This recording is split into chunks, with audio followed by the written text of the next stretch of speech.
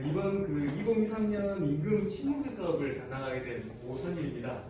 아무래도 제가 실무비 사업이 처음이다 보니까요, 많이 낯설고 어색하긴 하지만 저희 조합원들이 저에게 부여한 의무다라고 생각하고 저의 최대한의 노력을 반영을 해서 사측과 교섭을 통해서 최대한의 결과를 얻을 수 있도록 이렇게 노력하도록 하겠습니다.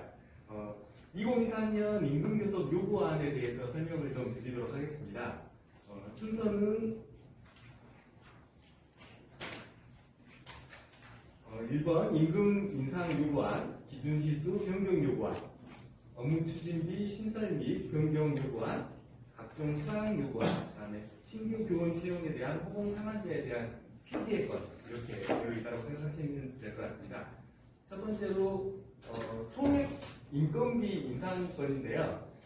지금 그 관련 근거를 확인을 해보시면 2022년 총점가 상승률이 5.1%, 다음에 23년의 경우 3.5% 정도를 전망하고 있습니다.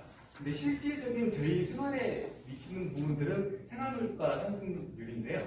6% 정도가 고려되고 있습니다. 이 부분에 양대노총이라고 평가되고 있는 민주노총 또는 한국노총이 2023년 임금 요구안이 9.1%로 되어 있습니다.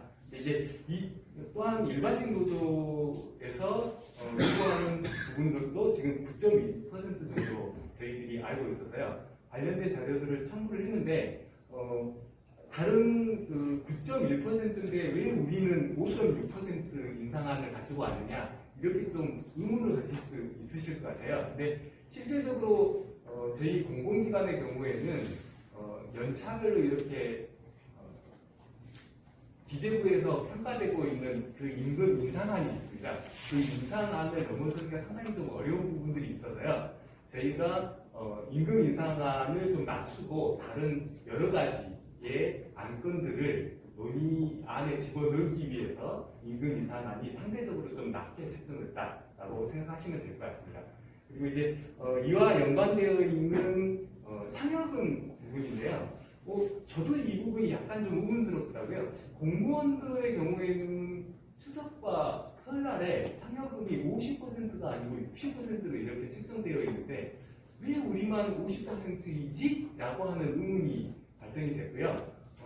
저희들이 상대적으로 항상 상대적으로 작게 받고 있다는 느낌들이 발생이 되고 있는데 이러한 하나하나씩을 찾아내는 단계라고 생각을 하시면 될 것 같습니다. 그래서 저희들이 임금, 그러니까 실질적인 월봉에 15를 곱한 거, 거기에 상여금 300%로 책정되어 있는데요. 그 총 인건비의 5.6%의 인상권과 그다음에 지금 두 번째로 보이시고 있는 설날, 그다음에 추석 상여금을 50%에서 60%로 인상하는 안을 요구하고 있다라고 생각하시면 될 것 같습니다.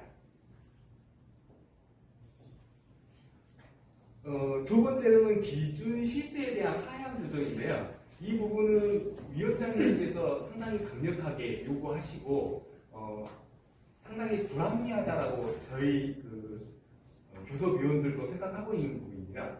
보시면 고등교육법 시행령 제6조 제1항에 보시면요. 교원에 대한 교원의 시수가 이렇게 되어 있습니다. 교원의 교수 시간이 저희는 32주로 되어 있죠. 네, 여기서는 30주로 편성이 되어 있고요. 기준 시수가 매주 9시간으로 되어 있습니다. 근데 저희는 왜 12시간이죠? 왜 저희는 12시간이어야 되는 걸까요? 아무런 근거도, 아무런 의미도 없는 숫자 12로 저희들은 받아들일 수밖에 없는 것 같습니다. 그래서 이제 관계되어 있는 저희 내부 규정들을 확인을 해보니 기능대학의 설립, 경영과 관련되어 이 법에 정하지 아니한 사항은 교육 관련 법령 중 전문대학에 관한 규정을 따르도록 이렇게 제약하고 있습니다. 그러면 저희들도 전문대학에서 따르는 기준 들어가야 되는 게 맞겠죠. 그래서 저희의 요구안이 부당라고 생각하시면 될 것 같습니다. 그래서 이렇게 그룹 변경되어 있을 때 상대적인 형평성 부분에 대한 합리적인 요구가 발생될 수 있을 것 같고요.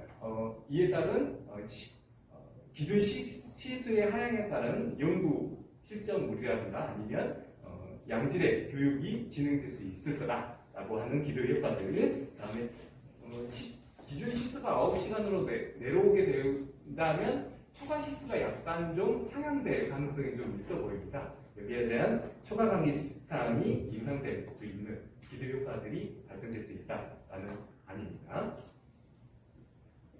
세 번째, 업무 추진 및 업무 추진비에 대한 신설 및 변경의 건인데요. 지금 저희 연구활동비가 교수, 부교수, 조교수에 따라서 차등 이렇게 지급되고 있더라고요. 그래서 직책수당 부분들에 대한 차등은 어느 정도 인정할 수 있으나 연구에 별도의 등급을 나눠서 지급하는 것에 대해서는 약간 불합리하다라고 생각이 되고요. 여기에 따른 단일 금액을 요구하는 부분입니다. 그리고 직책보조수당인데요. 기본적으로 교무기획처장이나 교학처장, 학과장에겐 직책수당이 보조비 형태들로 이렇게 지급이 되고 있는데요. 교수님들도 잘 아시고 계시듯이 저희가 연구실에 대한 안전, 입시, 취업, 장비, 홍보, 재료 이렇게 각 학기별로 담당자를 지정해서 업무가 지금 수행 중에 있거든요. 과연 이 업무가 합리적인 근로시간 내에 포함되어 있는 건지에 대한 깊은 고민이 좀 필요했었습니다. 이 부분에 대해서 저희 기준 시간이 12시간으로 되어 있는데요. 대부분 판례에 보면 1시간을 수업하기 위해서 3시간 정도의 시간이 필요하다라고 대부분에서 판결하고 있거든요. 근데 저희 지금 12시간 하고 있잖아요. 기준 시스템.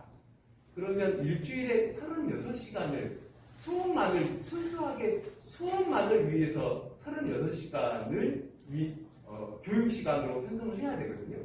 나머지 4시간에 입시도 하고 취업도 하고 장비도 하고 홍보도 하고 재료도 해라 라고 하는 형태고, 여기에 따라서 각각의 담당 업무를 지정을 해가지고 지금 되어 있거든요. 그래서 이 불합리한 형태의 이런 근무 조건들을 편성하고 있으니 일하는 자는 거기에 따른 반드시 일하는 자에게 합당한 급여를 지급해야 된다 라고 하는 기준에 따라서 아래쪽에 적색으로 보이시는 업무 담당에 대한 수당을 신설을 해서 월 10여만 원을 지급할 수 있도록 저희들이 요구할 예정입니다. 4번인데요. 우선 표가 먼저 나오지 않고 이상한 슬로건이 먼저 나와 있을 겁니다. 근데 이것부터 먼저 시작해야 되는 게 맞는 것 같습니다. 교수의 근로시간 적용이 과연 정당한가입니다. 저희가 9to6를 지금 적용받고 있잖아요. 그런데 과연 이게 합리적인가? 라는 것부터 생각을 좀 해야 된다고 생각이 됩니다.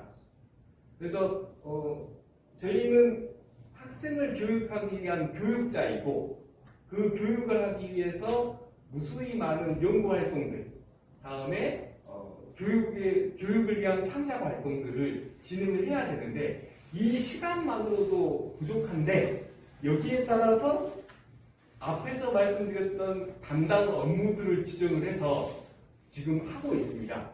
그래서 저희들이 일반직과 동일한 형태의 근무 조건들을 강요받고 있다고 생각되거든요. 저희가 9시에 출근해서 6시에 퇴근하라고 지정받고 있으니까요.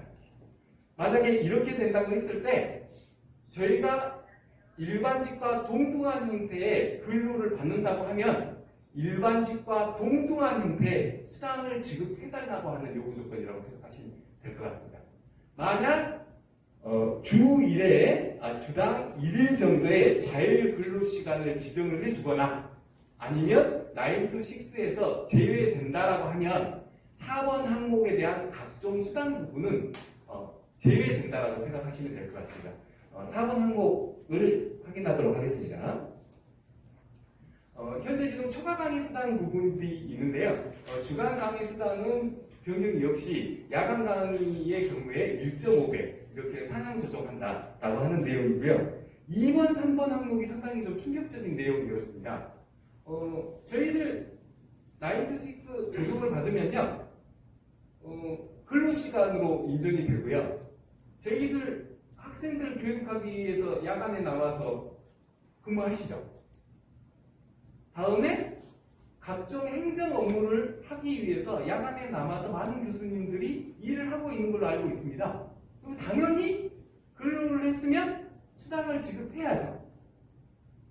근데 저희들은 초과 강의 수당을 받기 때문에 인정해 줄 수 없다. 이건 원천적으로 잘못된 판단이라고 저희들은 생각하고 있고요. 여기에 따라서 연장, 휴일, 야간에 근로를 하면 이에 합당한 수당을 지급하라 입니다. 다음에 저희가 연차 유급 휴가 수당이 지급이 되게 되어 있습니다.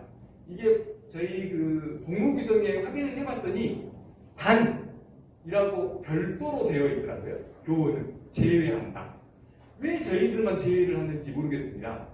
그래서 이 부분에 대해서도 똑같이 9to6를 적용을 한다라고 하면 이 부분도 동일하게 수당을 지급하라라고 하는 내용이고요. 저희가 아무래도 학생들을 지도하는 학생 지도에 많은 역할을 담당하게 되는데 여기에 따른 학생 지도 수당, 다음에 건강을 촉진하기 위한 취미활동 수당, 이러한 부분들을 월별로 특정 금액을 지급해달라고 하는 신상 항목들을 지정을 했다고 생각하시면 될 것 같습니다.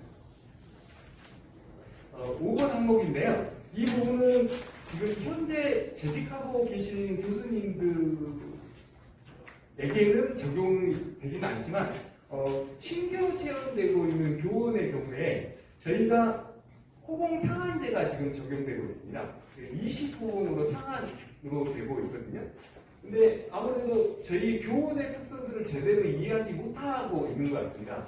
아무래도 저희 교원들의 경우에 외부에서 꽤 많은 근무 경력과 학력, 그다음에 많은 자격들을 취득한 상태에서 입사하게 되는데요. 20이라고 하는 상한 등급을 지정해서 근로 조건들을 하향 조정하고 있다라고 저희들이 보여지고요. 여기에 따른 이 기존의 20호봉을 36호봉이 최고 호봉이거든요. 이 최고 호봉으로 변경하는 요구안과 다음에 호봉 상승할 때 가산하거나 감산하는 기준이 있습니다. 그래서 대학, 석사, 박사에 따라서 학력이나 경력에 따라서 가산하는 가산 기준이 있고요.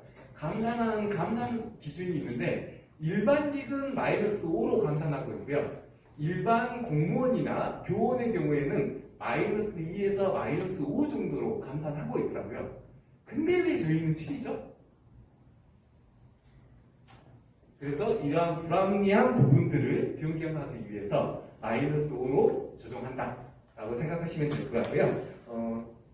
교사에서 교원으로 넘어오신 그 부분에 대해서 호봉 상한제가 적용되고 있는데 이런 불합리한